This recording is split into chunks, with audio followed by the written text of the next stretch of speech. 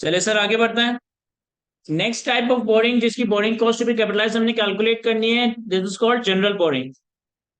तो general boring का simple concept क्या है, ये तो मैंने आपको एक्सप्लेन किया था जब हम स्पेसिफिक बोरिंग जनरल बोरिंग पे बात कर रहे थे कि अगर एक कंपनी, अगर एक बिजनेस क्वालिफाइंग एसिड को बनाने के लिए स्पेसिफिकली लोन ले रही है तो वो लोन आपका स्पेसिफिक बोरिंग कहलाया जाएगा।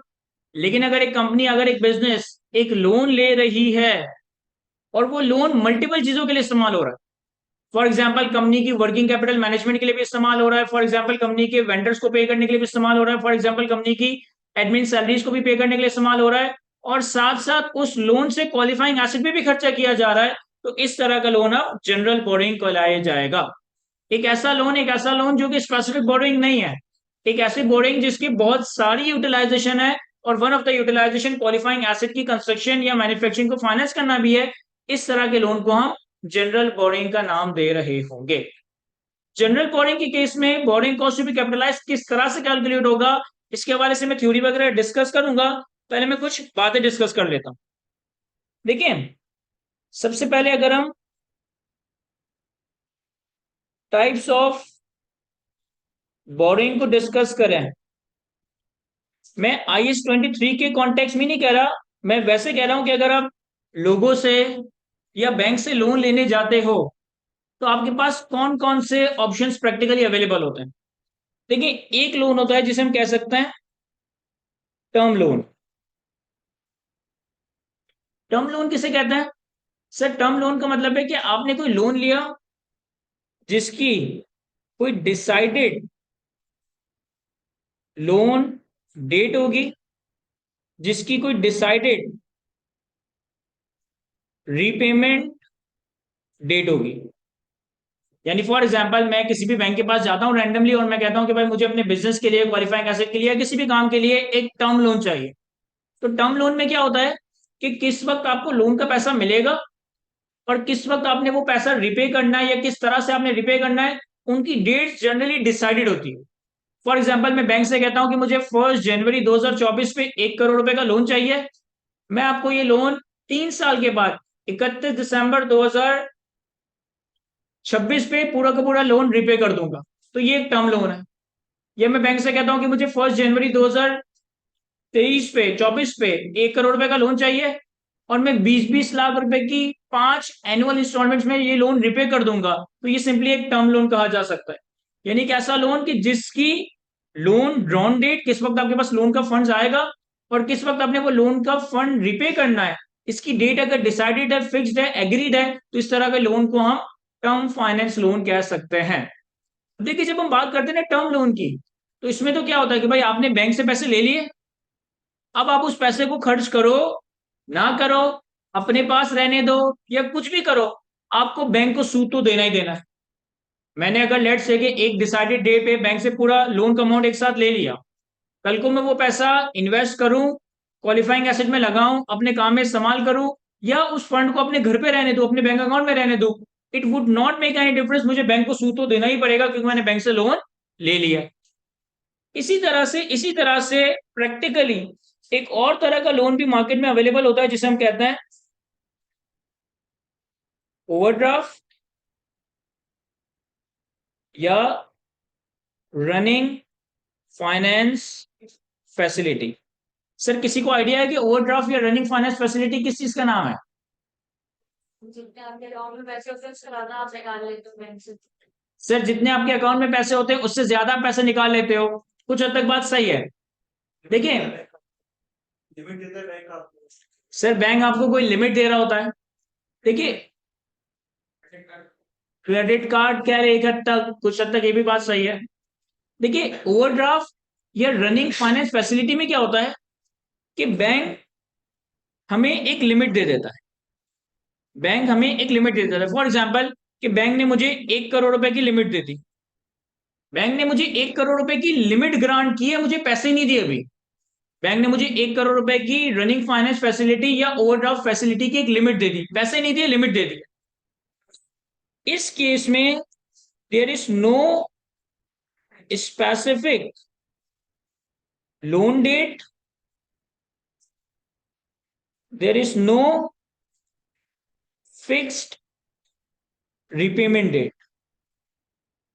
ओवरड्राफ्ट के केस में या रनिंग फाइनेंस फैसिलिटी के केस में बैंक से एक्चुअली पैसा लेना कब है और बैंक को पैसा वापस रिपे कब करना है, इसकी कोई डेट डिसाइडेड नहीं होती। यानी मैं बैंक से पहले एक लिमिट ले लेता हूं कि मैंने 1 करोड़ रुपए की बैंक से लिमिट ले ली। अब जब मुझे फंड्स चाहिए होंगे और जितने चाहिए होंगे, मैं उतने उतने फंड्स इस लिमिट में रह के विड्रॉ कर सकता हूं। फॉर एग्जाम्पल कि भाई मुझे 1 करोड़ में से डे वन पे 10 लाख रुपए की जरूरत पड़ती है, तो मैं सिर्फ 1 लाख रुपए ही बैंक से लूंगा। मुझे 2 महीने के बाद फर्दर 20 लाख रुपए की जरूरत पड़ती है, तो मैं 2 महीने के बाद बैंक से सिर्फ 20 लाख रुपए ही लूंगा। फिर 6 महीने बाद मेरे पास कहीं से थोड़े पैसे आ जाते हैं, तो मैं बैंक के कुछ पैसे वापस कर देता हूँ। फिर 8 महीने बाद मुझे वापस 40 लाख की जरूरत पड़ती है, तो 8 महीने बाद मैं बैंक से सिर्फ 40 लाख रुपए ही ले रहा हूंगा। तो इस केस में फायदा क्या होगा कि मेरा सूद भी उसी दिन से चार्ज होगा जिस दिन मैंने बैंक से जितना जितना फंड स्पेसिफिक डेट पे विड्रॉ किए। मैंने बैंक से 10 लाख रुपए की, सॉरी, 1 करोड़ रुपए की लिमिट ले ली, पैसा नहीं लिया, मुझ पर कोई सूद चार्ज नहीं होगा। जिस स्पेसिफिक डेट पे मुझे जितने फंड्स चाहिए होंगे, मैं उतना ही पैसा बैंक से विड्रॉ करवाऊंगा और उन्हीं पैसों के ऊपर मेरा अकॉर्डिंगली सूद लग रहा होगा। और पैसे चाहिए और ले सकते हैं, लेकिन मैक्सिमम कितना ले सकते हैं सर? जो मुझे लिमिट असाइन की गई है इस एग्जांपल में 1 करोड़ रुपए की। और अगर मेरे पास किसी पॉइंट ऑफ टाइम पे पैसा आ जाता है, तो मैं अपना ये लोन हाथों हाथ रिपे करके अपने सूद को रोक भी सकता हूं। इस तरह की फैसिलिटी, इस तरह के लोन ऑप्शन को हम कहते हैं ओवरड्राफ्ट या running finance facility. Practically speaking, जितनी भी कंपनीज हैं, जितनी भी मल्टीनेशनल लिस्टेड कंपनीज हैं, इनको अपने डे टू डे एक्सपेंडिचर्स को करना होता है और इनको नहीं मालूम होता कि भाई हर गुजरते दिन के साथ हमारे सर पे कितना खर्चा आ जाएगा। तो ये एक ओवरड्राफ्ट या रनिंग फाइनेंस फैसिलिटी की लिमिट्स बैंक से लेके रखती है कि अगर कभी अनएक्सपेक्टेड खर्चा आ जाए, तो उस फैसिलिटी से, उस ओवरड्राफ्ट फैसिलिटी से हम पैसा निकाल कर अपने वेंडर्स को पे कर सकते हैं। जैसे किसी ने एग्जांपल दी थी ना, credit card. Credit card is the perfect example of running finance. Credit card में क्या होता है? फॉर एग्जांपल कि मैं किसी बैंक का एक लेट से गोल्डन क्रेडिट कार्ड बनवाता हूं। अब मुझे बैंक ने 6 लाख की लिमिट दे दी। जब तक मैं उस क्रेडिट कार्ड को यूज नहीं करूंगा, मुझे कोई सूद चार्ज नहीं होगा। हाँ, मुझे लेट से कि मैं फैमिली के साथ जाता हूँ और मैं 10 लाख रुपए में से 2 लाख रुपए की शॉपिंग पे खर्चा करता हूँ, तो जब मैंने वो पैसा बैंक से लिया 2 लाख रुपए, सिर्फ उस 2 लाख रुपए पे मेरा सूद चार्ज होगा। 1 महीने बाद, 2 महीने बाद, 3 महीने बाद मेरे पैसे आ जाते हैं। जब मेरे पास पैसे आ जाए, मैं क्रेडिट कार्ड का बिल पे कर दूंगा, मुझ पे सूद लगना बंद हो जाएगा। इस तरह के ऑप्शन को या इस तरह के फैसिलिटी को हम रनिंग फाइनेंस या ओवरड्राफ्ट फैसिलिटी कह सकते हैं। क्या ये बात समझ आती है हमें? अब हम बात करते हैं स्पेसिफिकली जनरल बोरिंग के हवाले से।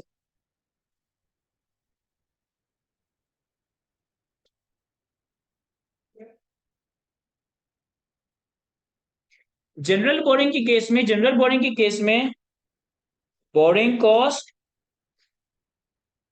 टू बी कैपिटलाइज कैसे कैलकुलेट होगा? सही कैलकुलेट होगा weighted average capitalisation rate multiply by expenditure incurred. General borrowing के केस में हम बोरिंग कॉस्ट टू कैपिटलाइज कैसे कैलकुलेट करेंगे? हमें एक चीज वर्कआउट करनी पड़ेगी जिसे हमने नाम दिया है वेटेड एवरेज कैपिटलाइजेशन रेट। और जो भी हमारा वेटेड एवरेज कैपिटलाइजेशन रेट होगा, उसे हम एक्सपेंडिचर इनकर्ड, यानी जितना खर्चा कर रहे हैं उस अमाउंट के ऊपर सूद वर्कआउट हो रहा होगा। बात करते हैं कि ये वेटेड एवरेज कैपिटलाइजेशन रेट क्या है।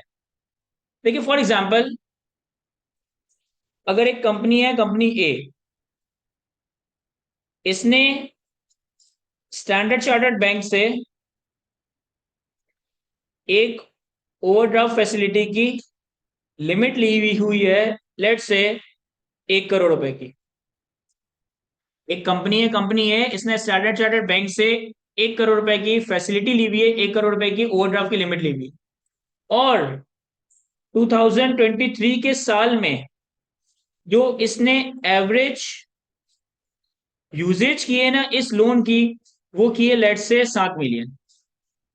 सर क्या मतलब एवरेज यूजेज 7 मिलियन की है?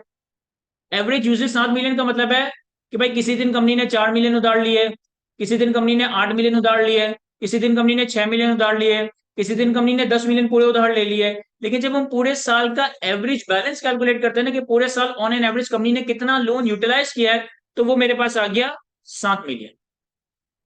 भाई अगर मैं एक दिन 4 मिलियन का लोन ले रहा हूँ, दूसरे दिन 5 मिलियन का लोन ले रहा हूँ, तीसरे दिन 9 मिलियन का लोन ले रहा हूँ, एक दिन 2 मिलियन का लोन ले रहा हूँ, तो मैं पूरे साल का एक वेटेड एवरेज कैलकुलेट कर सकता हूँ ना। तो वो वेटेड एवरेज लोन यूटिलाइजेशन कितनी आ रही है? 7 मिलियन। अब स्टैंडर्ड चार्टर्ड बैंक ने कहा कि हम आपसे इस लोन के ऊपर जो इंटरेस्ट चार्ज करेंगे ना, वो चार्ज करेंगे लेट से 15%। तो इस केस में जो मेरा साल के आखिर में इंटरेस्ट कैलकुलेट होगा, वो कैसे कैलकुलेट होगा? सर आपने 7 मिलियन का ऑन एन एवरेज लोन लिया है, 15% का इंटरेस्ट है, और ये आपका इंटरेस्ट आ गया, जो भी अमाउंट आ जाएगा। सर ये जो 15% मैंने यहाँ पे देखा है ना, इसको हम कहते हैं वेटेड एवरेज कैपिटलाइजेशन रेट। ये मेरा वेटेड एवरेज कैपिटलाइजेशन रेट। देखो इस एग्जाम्पल में तो ये सिंपली जो बैंक ने रेट कम्युनिकेट किया था, उसी को आपने वेटेड एवरेज कैपिटलाइजेशन रेट कह दिया। लेकिन ऐसा भी तो हो सकता है कि फॉर एग्जाम्पल एक कंपनी है, कंपनी बी, इसने 3 बैंक से लोन लिया हुआ है। फॉर एग्जाम्पल एचबीएल से लोन लिया है, स्टैंडर्ड चार्टर्ड बैंक से लोन लिया है, और लेट्स से सिल्क बैंक से लोन लिया है। एक कंपनी है, इसने 3 बैंक से लोन लिया है, एचबीएल से, स्टैंडर्ड चार्टर्ड बैंक से और सिल्क बैंक से। अच्छा, तीनों लोन में इसको लिमिट ग्रांट की गई है। फॉर एग्जाम्पल कि एचबीएल बैंक की लिमिट है 10 मिलियन, स्टैंडर्ड चार्टर्ड बैंक की लिमिट है 20 मिलियन, और सिल्क बैंक की लिमिट है 50 मिलियन। तीनों बैंक के लोन पे जो हमसे इंटरेस्ट चार्ज किया जाएगा, लेट्स से कि एचबीएल से चार्ज किया जाएगा 20%, स्टैंडर्ड चार्टर्ड बैंक से चार्ज किया जाएगा 16%, और सिल्क बैंक से चार्ज किया जाएगा 12%। सर इन तीनों बैंक से जो मैंने लोन लिया, मैंने इन लोन की पूरे साल में ऑन एन एवरेज यूटिलाइजेशन की है, लेट से कि इस एचबीएल के 10 मिलियन में से मैंने ऑन एन एवरेज इस्तेमाल किए 8 मिलियन, स्टैंडर्ड चार्टर्ड बैंक के 20 मिलियन में से मैंने ऑन एन एवरेज इस्तेमाल किए 18 मिलियन, और सिल्क बैंक के मैंने 50 मिलियन में से ऑन एन एवरेज इस्तेमाल किए 35 मिलियन। सर इस केस में ये तीनों बैंक को साल के आखिर में अलग अलग इंटरेस्ट पे करना पड़ेगा। इंटरेस्ट कैसे कैलकुलेट होगा?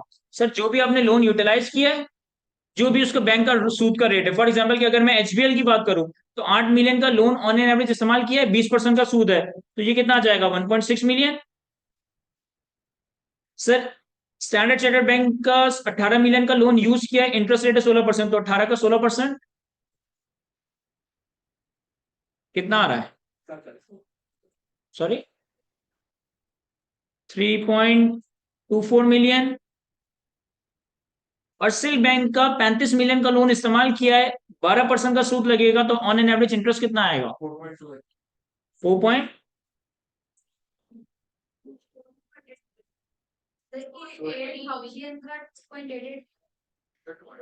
जी नहीं पता, आपने कैलकुलेट किया है sir. 18 million multiply by 16%,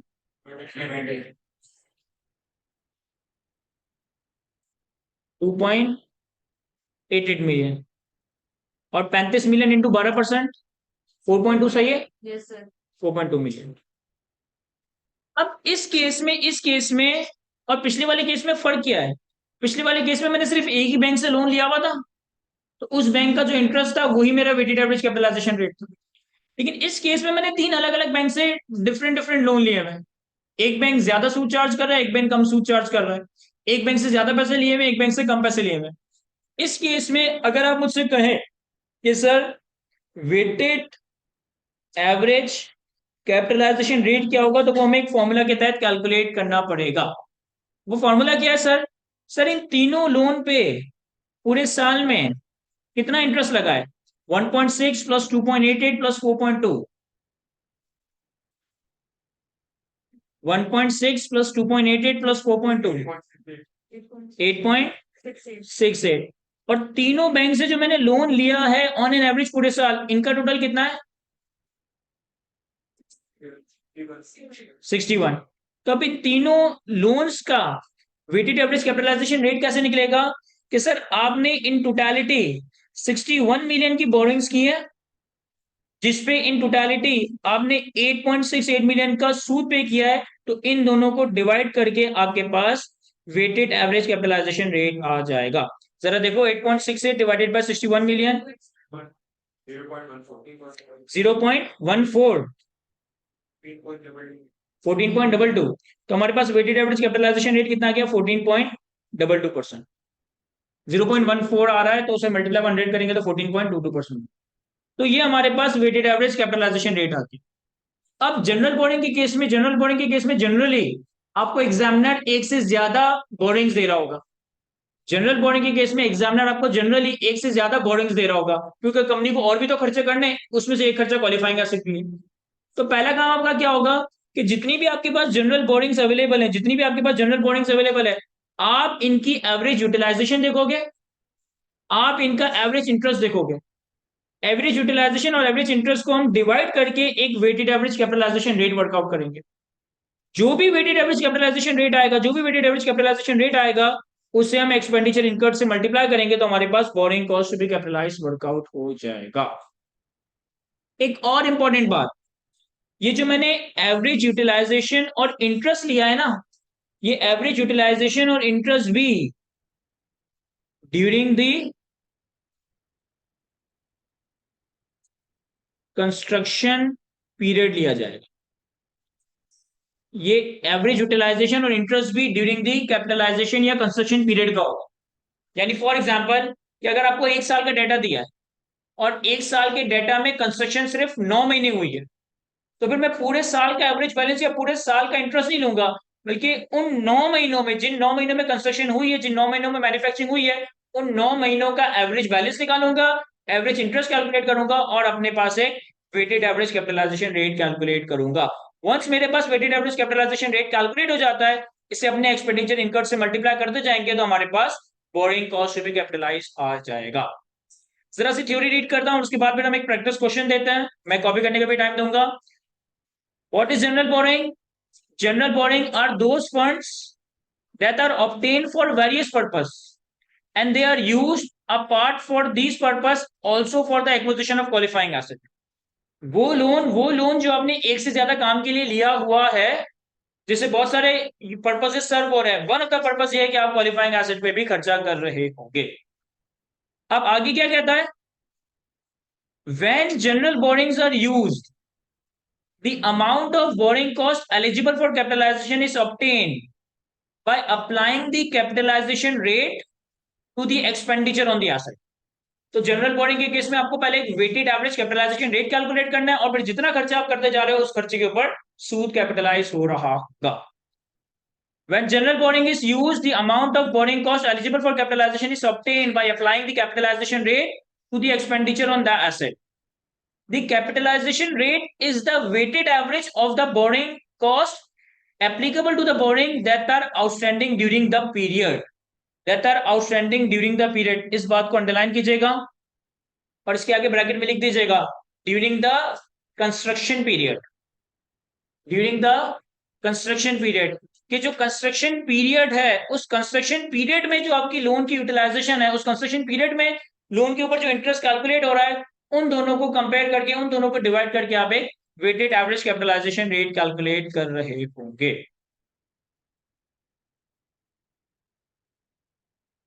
sir last क्या लिखा है?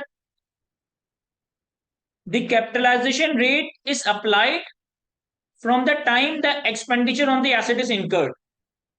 देखें, ओवरड्राफ्ट फैसिलिटी या रनिंग फाइनेंस फैसिलिटी थी क्या कि जिस वक्त आप लोन ले रहे हो उसी वक्त से सूद लगेगा। तो जनरल बोरिंग के केस में जो आप इंटरेस्ट कैलकुलेट करोगे, वो भी उसी दिन से कैलकुलेट करोगे जिस वक्त आप एक्चुअली खर्चा कर रहे हो, उससे पहले नहीं। और लास्ट बात है, the amount of borrowing cost capitalised can not exceed the amount of borrowing cost it incurred during the period. ये बहुत ही लॉजिकल सी बात लिखी है यहाँ पे। कह रहा है जनरल बोरिंग के केस में जो आपका सूद कैपिटलाइज होगा ना, वो आपके एक्चुअल सूद से ज्यादा नहीं हो सकता। यानी कि ऐसा नहीं हो सकता कि मैंने इस एग्जांपल में 10 मिलियन का लोन लिमिट थी, 7 मिलियन की यूटिलाइजेशन थी, और मैंने 15% के हिसाब से इतना सूद पे करना है, तो जो मेरा कैपिटलाइज होगा ना वो मैक्सिमम या तो इतना ही होगा या इससे कम होगा, इससे ज्यादा नहीं हो सकता। कि सूद एक्सपेंस बर्दाश्त कम कर रहा हूँ, पे कम कर रहा हूँ, और इससे ज्यादा कैपिटलाइज कर रहा हूँ। अगर इससे ज्यादा कैपिटलाइज कर रहा हूँ तो इसका मतलब है कि मैंने कोई ना कोई कैलकुलेशन में बंदा कोई ना कोई कैलकुलेशन में एरर कर दिया है। या फॉर एग्जाम्पल इस एग्जाम्पल में मैंने तीनों बैंक से इतना इतना लोन लिया, इन तीनों बैंक से लोन के ऊपर इतना इतना सूद पे किया, तो टोटल सूद कितना आया 8.68। तो अब जब मैं क्वालिफाइंग एसेट पे borrowing cost to be capitalise calculate करूंगा, तो ये टोटल इंटरेस्ट के बराबर या उससे कम हो सकता है, उससे ज्यादा नहीं हो सकता। और ये बिल्कुल लॉजिकल सी बात है कि जितना सूद एक्सपेंस है ये बर्दाश्त कर रहे हो, उतना ही सूद कैपिटलाइज हो सकता है, उससे ज्यादा सूद कैपिटलाइज नहीं हो सकेगा। इन बातों को इन बातों को नोट करें। उसके बाद फिर हम एक दो सवाल देखते हैं, तो आपको समझ आ जाएगा कि जनरल बोरिंग को आपने किस तरह से मैनेज करना है।